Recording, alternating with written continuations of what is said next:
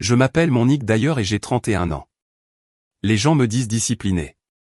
La vérité, c'est que j'ai compris très tôt qu'observer en silence vaut mieux que crier pour être entendu.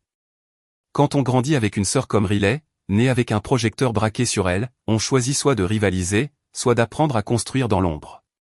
Moi, j'ai bâti dans l'ombre. Je travaille dans la restructuration d'entreprises, à faire parler les chiffres, à lire dans les dettes les choix des gens. J'ai été nommé associé l'an dernier. Le salaire est bon, le travail honnête, et il m'a offert ce que ma famille ne m'a jamais donné, un registre propre où l'effort équivaut au résultat. Pas de favoritisme. Pas de « mais elle est fragile ».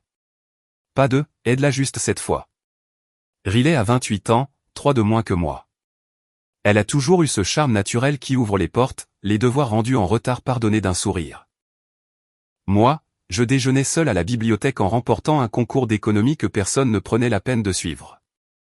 Quand j'ai demandé à papa un petit prêt pendant mes études, $3000 pour une facture médicale, il m'a répondu qu'il était temps d'apprendre à gérer les choses d'adulte. Intérêt à 11%, 18 mois plus tard, j'avais réglé ma dette. Pendant ce temps, juste cette fois, devenait l'abonnement permanent aux crises de Riley. Tout le monde ne suit pas un parcours linéaire, chantonnait maman comme une berceuse. Puis j'ai rencontré Caleb Hartwell, lors d'un colloque à Chicago sur la création de valeur. Il a posé une question qui liait l'éthique à l'EBITDA. Je me suis demandé, qui est cet homme qui se soucie de ce que les chiffres ressentent? Il est posé là où je suis structuré, bienveillant là où je suis prudente. Il ne considère jamais ma rigueur comme un défaut à corriger, mais comme une langue commune. Tu me fais me sentir en sécurité, m'a-t-il dit un jour, non pas comme une demande de contrôle, mais comme un remerciement pour la clarté. Son père, Robert Hartwell, fondateur de Hartwell System à Boston, est un homme mesuré, chirurgical. À Thanksgiving, il m'a servi un scotch et m'a dit, tu me rappelles moi jeune, sans le tapage, mais avec le lest. 2 semaines plus tard, il m'a appelé pour m'offrir un poste, vice-présidente du développement corporatif, $450 000 de fixe plus des actions. Pas une faveur, une reconnaissance. Je n'en avais pas encore parlé à mes parents. J'attendais que ce soit officiel. J'ai seulement dit que j'allais leur présenter quelqu'un de spécial. Ce soir-là, c'était le rituel de banlieue, rôti de bœuf, merlot Costco, serviette en papier plié en triangle. Je portais une robe fourreau ardoise, comme une excuse que personne ne me ferait jamais. Maman papillonnait, papa débouchait les bouteilles. La température oscillait entre agréable et affectée. Riley est arrivé avec 20 minutes de retard, une bouteille de vin bon marché à la main et cette agitation de ceux qui veulent quelque chose. Caleb était charmant, sincèrement curieux, attentif. Il a parlé du jardin de maman, et il le pensait. Papa appréciait qu'il écoute plus qu'il ne parle. La première heure, nous avons joué au jeu de l'harmonie. Puis Riley m'a tiré dans la cuisine. Juste un petit truc, a-t-elle commencé, avec ce ton de ceux qui ont déjà décidé que vous allez régler leurs problèmes. Elle m'a parlé d'une opportunité incroyable à Austin, directrice marketing, 6 chiffres, stock options, tout le package. Mais elle devait avancer 2 mois de loyer et les frais de déménagement. Je suis juste un peu courte. Combien? Ai-je demandé, sachant déjà. 15 000? J'ai ri, non pas parce que c'était drôle, mais parce que le chiffre avait l'air trop familier dans sa bouche. Riley, je ne peux pas, tu ne peux pas ou tu ne veux pas, a-t-elle répliqué, la phrase prête depuis toujours. Les deux. Tu demandes de l'argent que tu ne rendras pas. Il y a une différence entre aider et cautionner. Elle a serré les dents. Tu es associé. Qu'est-ce que 15 000 pour toi? Je suis ta sœur, pas ton guichet automatique. Avant qu'elle ne riposte, Caleb est entré. Il a lu l'attention. Tout va bien? Parfait, a chanté Riley, sourire verni. Je rattrape le temps avec ma grande sœur si parfaite. À table, elle s'est resservie encore et encore. Les pics sont devenus des lames. Ce doit être agréable d'avoir tout compris dans la vie, a-t-elle dit pendant le dessert. Certains cherchent encore leur voie. Elle a levé son verre. À Monique, que nous atteignions un jour son niveau de perfection. Riley, a soufflé maman. Quoi? Je la complimente. C'est bon, ai-je dit. Ça devait toujours être bon. En partant, ma robe me tenait lieu d'armure. Riley est revenu avec son verre. Un dernier toast, a-t-elle lancé, trop près.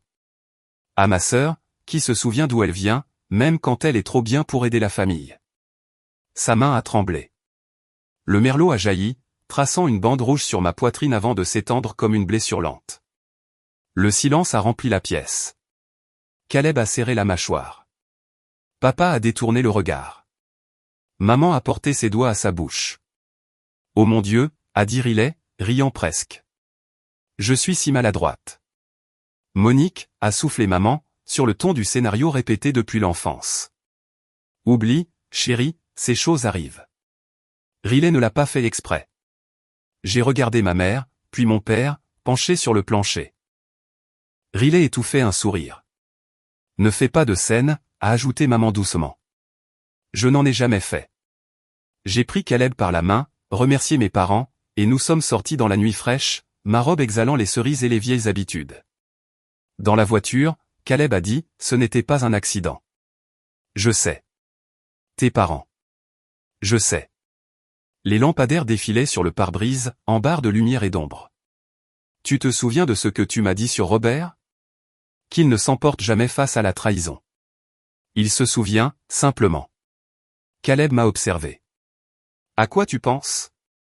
Je pensais au bilan, à ces comptes qui finissent toujours par se régler d'eux-mêmes. Je pensais que certaines dettes se perçoivent toutes seules. J'ignorais que le poste rêvé de Riley se trouvait chez Zenith Marketing Solutions, récemment racheté par un fonds en pleine restructuration. J'ignorais que Robert siégeait au conseil consultatif de Pinacle Venture, et qu'on allait bientôt lui demander son avis sur une liste de recrutement. Tout ce que je savais, c'est que le teinturier secourait la tête et dirait que le tissu ne serait plus jamais le même. Le lendemain, il a dit, le vin rouge et une toile fine, c'est un mariage qui finit rarement bien. Il a caressé le tissu abîmé. On va essayer. J'ai marché jusqu'au bureau dans un blazer de secours, respirant contre l'envie de porter plainte au passé. À 14h04, maman a envoyé des messages. Monique, il est arrivé quelque chose avec le travail de Riley. Ils ont retiré l'offre. Aucune explication. Restructuration. Elle est dévastée. Tu peux aider. J'ai fixé l'écran. Ma robe tachée pendait encore dans la voiture, odorante et lourde. J'ai appelé. Maman s'est lancée, c'est tellement injuste. Elle a déjà démissionné d'ici. Elle a besoin de 15 000 pour un appartement. Tu sais comme elle essaie. Sois la plus grande. Maman, ai-je dit, calme comme une ligne de bilan. Silence. Puis, tu as changé, Monique. Tu es froide. J'ai grandi. Ce n'est pas pareil. En raccrochant, j'ai senti quelque chose se poser en moi, calme, lourd, inévitable. Le téléphone a encore vibré, Riley. Je n'ai pas répondu. J'ai laissé son appel mourir, encore et encore. Sur mon bureau, des rapports empilés, des acquisitions, des conséquences travesties en tableur. J'ai ouvert mon ordinateur. Une brève, Pinacle Venture Zenith Marketing Solutions. Une ligne que la plupart auraient fait défiler. Pas moi. J'ai lu jusqu'à ce que les mots se fondent. Je ne savais pas si tout cela touchait ma famille. Mais pour la première fois depuis longtemps, je n'ai pas ressenti le besoin de réparer, d'arrondir, de payer. Parfois, la justice consiste simplement à se retirer et laisser la vérité faire son œuvre. Le lendemain matin, la ville semblait plus nette qu'elle ne l'avait été depuis des semaines. Ou peut-être la voyais-je enfin clairement. Le ciel miroitait, froid et précis, comme du verre prêt à couper. En arrivant au bureau, mon assistante a remarqué le sac contenant ma robe ruinée. Mauvaise soirée, a-t-elle demandé. J'ai souri faiblement. Juste un dîner de famille. J'ai passé la matinée sur les documents de fusion, mais mon esprit dérivait vers Riley, vers le vin, vers cette aisance qu'elle avait à transformer les drames en plaisanteries. Pendant des années, elle avait incarné le chaos, et moi, le contre-coup. Mais quelque chose en moi avait basculé. Peut-être l'humiliation. Ou peut-être la lucidité devant leur acceptation tranquille. À midi, Caleb a appelé. Comment va ton tailleur?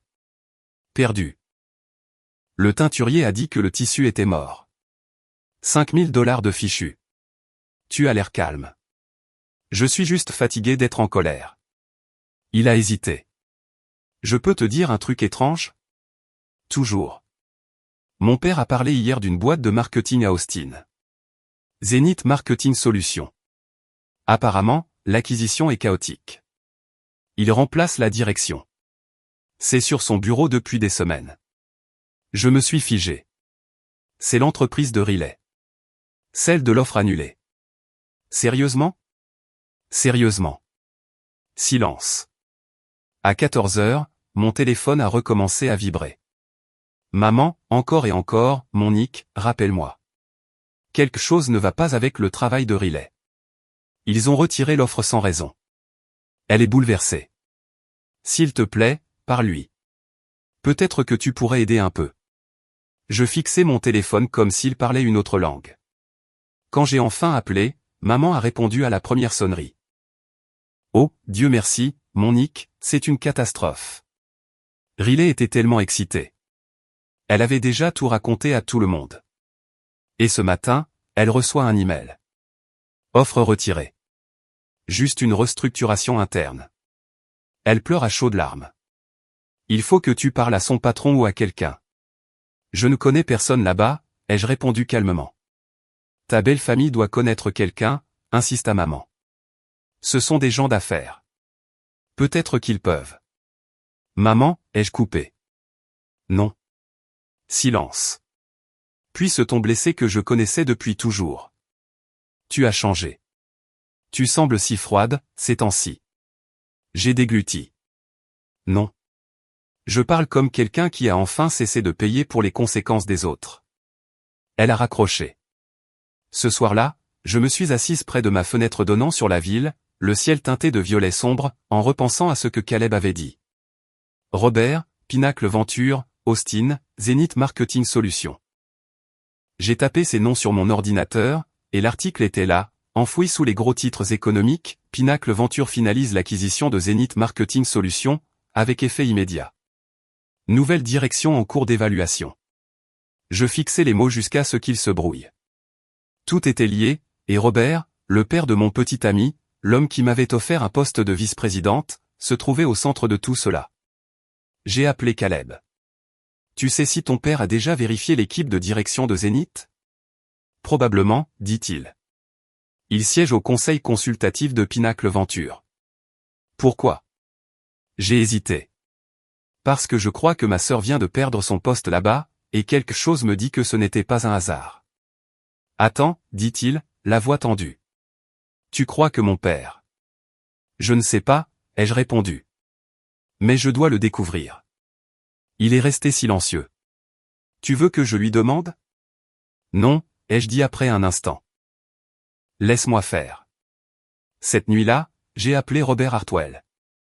Monique, dit-il chaleureusement. Comment vas-tu? Bien, ai-je répondu. Tu as une minute? Bien sûr. Je voulais te demander quelque chose. Tu sièges bien au conseil de Pinacle Venture, n'est-ce pas? L'entreprise qui vient d'acquérir Zenith Marketing Solutions. Oui, répondit-il prudemment. Pourquoi? J'ai pris une inspiration. Ma sœur, Riley d'ailleurs, devait commencer un nouveau poste là-bas, directrice marketing. Ils ont retiré l'offre hier.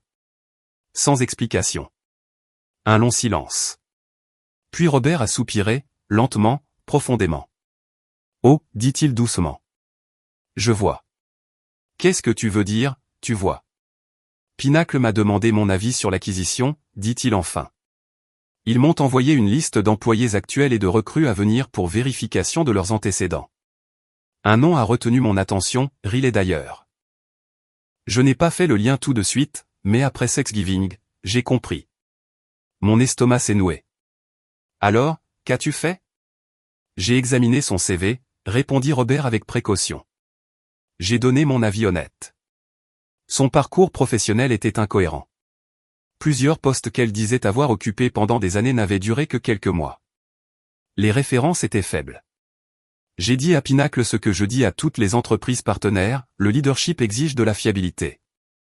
Je me suis tu. Robert poursuivit, la voix posée. Ai-je regardé de plus près à cause de ce dîner? Oui, parce que j'ai vu comment elle te traitait et parce que ma fille est rentrée bouleversée. Mais les faits parlaient d'eux-mêmes, Monique. Je n'ai rien inventé. J'ai simplement refusé de fermer les yeux. Ma gorge s'est serrée. Donc tu as fait échouer son offre. J'ai confirmé ses antécédents, corrigea Théil. La décision leur appartenait. Il fit une pause. Tu devrais savoir une chose. Je ne regrette pas. Si je regrette quelque chose, c'est que personne ne lui ait dit la vérité plus tôt. Nous avons raccroché en silence.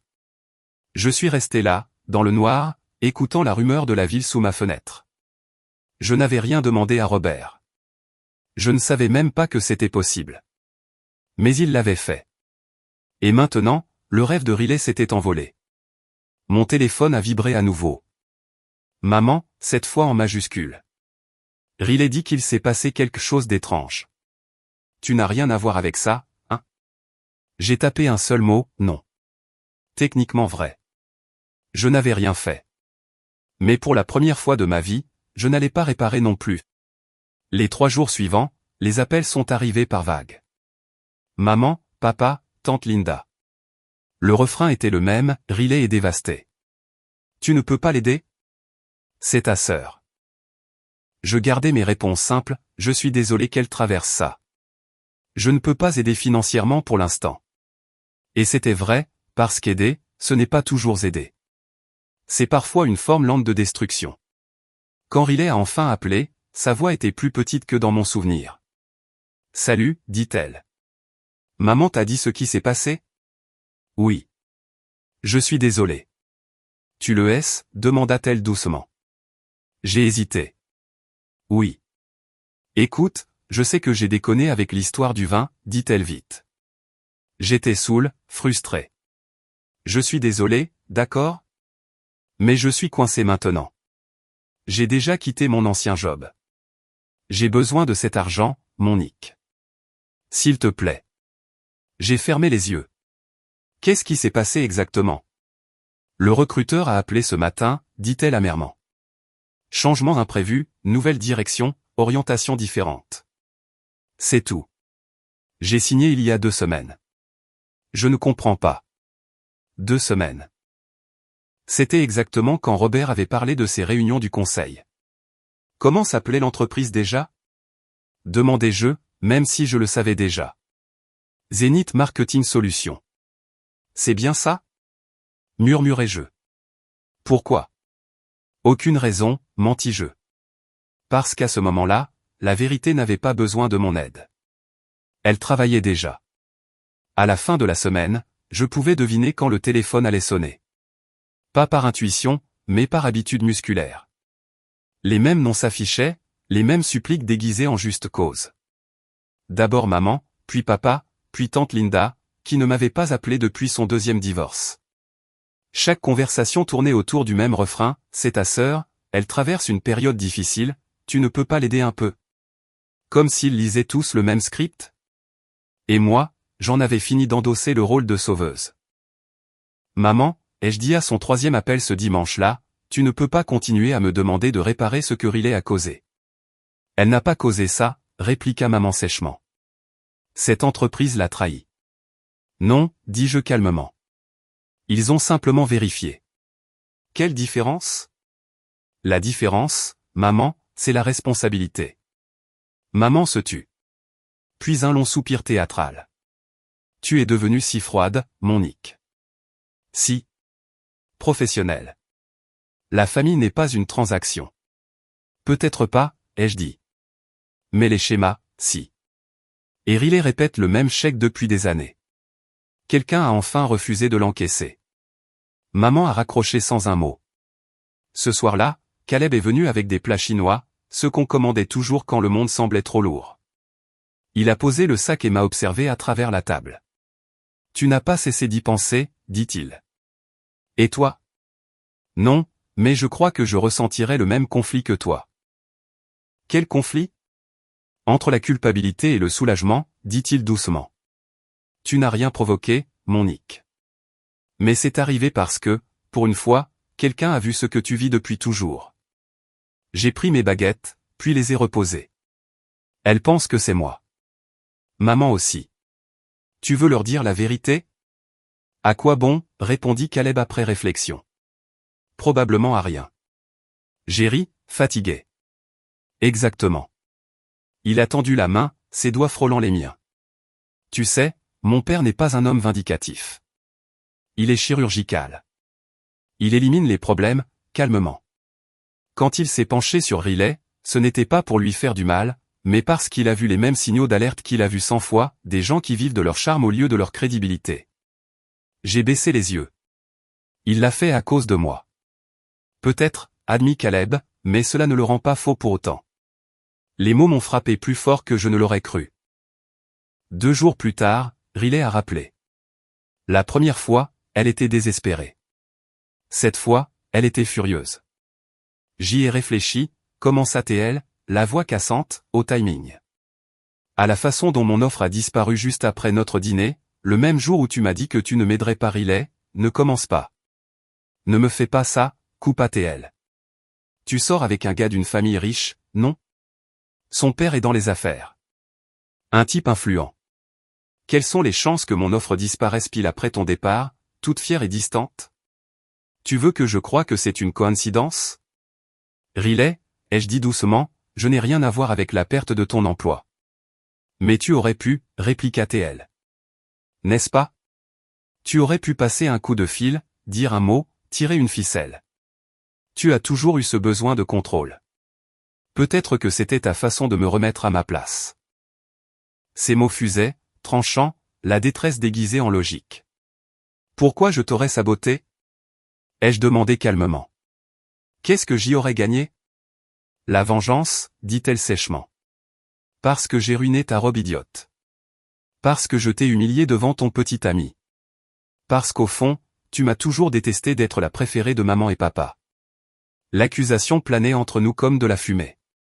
Un instant, j'ai voulu nier, crier qu'elle avait tort. Puis j'ai compris quelque chose. Elle n'avait pas complètement tort. Je te déteste, oui, ai-je dit d'une voix égale. Mais pas parce que tu es leur préféré. Je te déteste parce que tu n'as jamais affronté la moindre conséquence. Parce qu'à chaque fois que tu tombes, quelqu'un amortit ta chute. Parce que tu confonds être soutenu et être aimé. Silence. Tu as changé, dit enfin Riley, la voix tremblante, entre douleur et incrédulité. Tu te fiches de la famille maintenant. Avant, tu t'en souciais. Avant, j'étais commode, ai-je répondu. C'est différent. Elle a soufflé, moqueuse. Waouh, l'argent change vraiment les gens. Non, dis-je doucement. Ce sont les limites qui changent les gens. Elle a raccroché. Je posai mon téléphone et laissai le silence s'étendre autour de moi. Pour une fois, il ne pesait pas. Il semblait mériter. Le soir suivant, Caleb me trouva assise sur mon balcon, les lumières de la ville scintillant comme des signaux lointains. Il apporta une couverture et 2 tasses de thé. Elle a rappelé, demanda-t-il. Oui, répondis-je. Elle m'a dit que j'avais changé, que j'étais froide. Il esquissa un sourire. Tu es plus froide qu'avant. Je haussai un sourcil. Merci. Il rit doucement. Non, je veux dire ça dans le bon sens. Tu as cessé de te brûler pour réchauffer les autres. Cette phrase me toucha profondément. J'expirai lentement. C'est étrange. J'ai passé ma vie à réparer ces erreurs, et maintenant que j'ai arrêté, j'ai l'impression de la trahir. Tu ne la trahis pas, dit-il. Tu lui apprends la réalité. C'est le seul amour qui dure. Je me tournai vers lui. Tu parles comme ton père. Il sourit. Je le prends comme un compliment. Nous restâmes assis dans un silence confortable, de celui qu'il n'est pas nécessaire de combler. Pour la première fois depuis des années, je ressentis une paix qui ne venait pas de la réparation, mais de l'abandon. Le lendemain matin, ma mère m'envoya un message, ton père et moi sommes très déçus. Riley avait besoin de sa famille et tu lui as tourné le dos. Nous t'avons mieux élevé que ça. Je regardai le message longtemps, puis je répondis, vous nous avez élevés différemment. C'est bien là le problème. Je n'attendis pas de réponse, car parfois, la seule manière de briser un cycle est de refuser d'y rejouer son rôle. Et cette fois, j'en avais fini de jouer au sauveur. 3 semaines passèrent avant que j'aie des nouvelles de ma famille. Assez longtemps pour que la culpabilité s'émousse en quelque chose de plus solide, la résolution. Assez longtemps pour que la tempête s'apaise, au moins en surface. Puis vint un message de maman, le dîner d'anniversaire des 65 ans de ton père est samedi. En famille seulement. Ta présence compterait beaucoup. Caleb lut par-dessus mon épaule. Tu ne leur dois rien. Je sais, dis-je, mais si je n'y vais pas, ce sera encore une raison pour dire que je suis froide. Il me lança ce regard calme et sûr dont j'étais tombée amoureuse. Alors vas-y pour toi, pas pour eux. J'acquiesçai. Pour moi. Le samedi arriva, gris et pluvieux. Je portais un tailleur bleu marine, sobre, sans rien qui puisse tacher. En arrivant chez mes parents, la voiture de Riley était déjà là, la même vieille berline blanche depuis la fac. À l'intérieur, ça sentait le jambon rôti et la nostalgie. Ma mère m'accueillit d'un ton faussement enjoué, mon père avec une chaleur maladroite. Riley sortit de la cuisine, un verre d'eau à la main comme une offrande de paix. « Salut », dit-elle prudemment. « Salut », répondis-je. C'était notre premier échange civilisé depuis des mois. Le dîner fut tendu, comme seuls les dîners de famille peuvent l'être, des fourchettes raclant, des conversations évitant les mines. Riley, assise en face, paraissait pâle et fatiguée, les ongles écaillés, les cernes profonds. À mi-repas, maman prit la parole. « Je pense qu'on devrait parler. On a tous été stressés dernièrement. Des erreurs ont été commises, mais la famille pardonne, non ?» Papa me jeta un regard. « Nous voulons la paix, Monique. » La paix. Ce mot qu'ils utilisaient comme monnaie pour éviter toute responsabilité. « Je veux la paix aussi, dis-je calmement, mais la paix, ce n'est pas faire semblant que rien ne s'est passé. » Riley se raidit. « Tu veux que je dise quoi ? J'ai déjà présenté mes excuses pour le vin. »« Je ne parle pas du vin, » répondis-je. « Je parle des années de manipulation, d'emprunt, de culpabilité. À chaque problème, on attend de moi que je le répare. »« Parce que tu peux, » répliqua-t-elle sèchement. « Et c'est bien ça, le problème, dis-je doucement. Tu prends ma stabilité pour un filet de sécurité que tu n'as pas mérité. » Monique, coupa maman, la voix dure. « Ça suffit. »« Non, » dit papa d'une voix ferme. « Laisse-la finir. » Le silence tomba. Maman le regarda, choquée. Il tourna vers moi un regard fatigué mais sincère. « J'ai beaucoup réfléchi à la façon dont on vous a élevé. On a dit à Riley que le monde la rattraperait toujours, et à toi qu'il fallait construire ton propre parachute. Ce n'était pas juste. » Les larmes montèrent aux yeux de Riley. « Papa. » Il secoua la tête. « Tu avais besoin de limites, pas de secours. Et Monique avait besoin de soutien, pas de leçons de gratitude. Pour la première fois, je ne me sentais plus seul dans le combat. » Caleb serra ma main sous la table. Maman resta silencieuse, le visage en lutte entre défense et reconnaissance. Papa leva son verre. « À un nouveau départ, dit-il doucement. » Je levai le mien. « À la responsabilité. » Riley hésita, puis fit teinter son verre contre le mien. « Et à faire mieux cette fois. » Ce n'était pas le pardon, mais c'était proche de l'honnêteté. Plus tard, papa me prit à part. J'ai parlé à Riley de son CV. Elle a avoué avoir menti pendant des années. Elle suit une thérapie depuis 1 mois. J'eus un sourire prudent. Pour la première fois depuis longtemps, je ressentis une lueur d'espoir. Puis il ajouta, « Je voulais aussi te dire pardon de t'avoir fait sentir que tu passais toujours après. Tu ne l'as pas imaginé. On l'a vraiment favorisée. Je pensais qu'elle avait plus besoin d'aide. Je vois maintenant que toi aussi, mais autrement. » Ma gorge se serra. « Merci, » murmurai-je. Ce soir-là, avant de dormir, une alerte s'afficha sur mon téléphone, Hartwell System nomme Monique d'ailleurs vice-présidente du développement corporatif. Mon nom, mon travail, ma valeur. Puis un message de Riley, « J'ai vu ton nom dans les nouvelles. Félicitations, Monique. Tu l'as mérité. » Ce n'était pas des excuses. Ce n'était pas nécessaire. Pour la première fois, ma sœur ne demandait rien, elle reconnaissait. Et c'était plus grand qu'un pardon. 6 mois plus tard, ma vie avait trouvé son rythme, pas d'urgence, pas de culpabilité, juste la paix. Le travail chez Hartwell System était tout ce que j'espérais, exigeant, honnête, équilibré. Robert me traitait comme une égale. Un après-midi, il entra dans mon bureau, le conseil a voté à l'unanimité.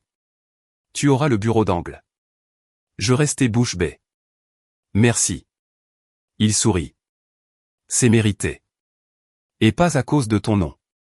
Tu l'as gagné. Il marqua une pause. Et ta sœur? Je souris. Mieux. Toujours compliqué, mais mieux. Il hocha la tête. Les conséquences ne sont pas de la cruauté, Monique. Ce sont les seuls professeurs qui restent quand la classe est vide. Au printemps, Caleb me demanda en mariage, simplement, sous la pluie et les lumières de la ville. À notre fête de fiançailles, Riley arriva dans une robe bleue, tenant une petite boîte. « J'ai quelque chose pour toi, dit-elle timidement. À l'intérieur, un stylo plume gravé, Clean Ledger. Ça me semblait approprié, dit-elle avec un sourire nerveux. Je ris et la serrai dans mes bras. Il est parfait. Elle ajouta, je continue la thérapie. J'apprends à rompre mes schémas. J'ai trouvé un travail dans un garage. Pas glamour, mais c'est le mien. Et j'aime ça. C'est formidable, Riley, dis-je. Vraiment. Elle hocha la tête, sincère. Et je m'inscris à un MBA à temps partiel le semestre prochain. Cette fois, je veux le faire correctement. Pendant un instant, elle a eu l'air de la sœur que j'avais toujours souhaité avoir. Faillible, en train d'essayer, humaine. Bien, ai-je dit doucement. Tu le mérites. Elle a souri à travers ses larmes. Toi aussi. À notre mariage cet automne-là, elle était assise près du premier rang, les mains croisées sur les genoux, nous regardant avec une fierté silencieuse. Papa avait l'air en meilleure santé, plus léger d'une certaine façon. Maman apprenait encore à écouter plutôt qu'à se défendre. Pendant la réception, j'ai vu Riley parler à Robert près du buffet. Aucune tension, aucune gêne, juste deux personnes qui se comprenaient, comme seuls peuvent le faire ceux qui ont affronté leurs propres réveils brutaux. Plus tard, elle m'a retrouvé au bar. Beau mariage, a-t-elle dit. Merci, ai-je répondu. Et merci d'être venu. Elle a souri. Tu avais raison, tu sais, à propos des conséquences, du besoin de grandir. J'ai levé un sourcil. La thérapie t'aide à admettre ça? Elle a ri. La thérapie est la vie. Elle a jeté un regard autour de la salle, Caleb riant avec papa, Robert racontant des histoires, maman dansant avec un cousin. Tu as tout, Monique. Mais tu l'as mérité. Et pour être honnête, je suis fier de toi. Cela m'a surprise plus que tout. Merci, ai-je dit. Ça compte beaucoup pour moi. Elle a levé sa flûte de champagne à la deuxième chance. J'ai levé la mienne à la justice naturelle. Nous avons entrechoqué nos verres. Plus tard dans la soirée, lorsque la musique s'est adoucie et que les derniers invités sont partis, Caleb m'a trouvé dehors, sous les guirlandes lumineuses. Journée longue, demanda-t-il en posant sa veste sur mes épaules. Longue mais belle, ai-je répondu. Et toi? Il a souri. Le plus beau jour de ma vie. Nous avons regardé les lumières scintiller sur la pelouse. À l'intérieur, Riley riait à quelque chose que papa venait de dire. Un son qui ne me serrait plus l'estomac. Caleb m'a regardé. Des regrets? J'ai pensé au vin renversé, à l'humiliation, à l'offre retirée, à la culpabilité sans fin. Puis j'ai pensé à la croissance qui a suivi, à la thérapie, aux excuses, à l'équilibre enfin retrouvé. Non, ai-je dit. Tout le monde a fini là où il devait être. Il a souri. Même Riley, surtout Riley. Il a ri doucement. Tu crois vraiment aux conséquences naturelles, pas vrai? Je me suis penché contre lui. Ce sont les seules formes de justice qui n'ont pas besoin de témoins. Il m'a embrassé, avec douceur et certitude. Alors que la musique s'éteignait et que les lumières s'assombrissaient, j'ai compris que la meilleure vengeance n'avait jamais été la revanche. C'était la paix. Une paix méritée, non empruntée. Une paix qui n'avait pas besoin des excuses de quiconque pour se sentir complète. Et, au plus profond de moi, je savais que si la vie tenait un grand livre, le mien était enfin équilibré.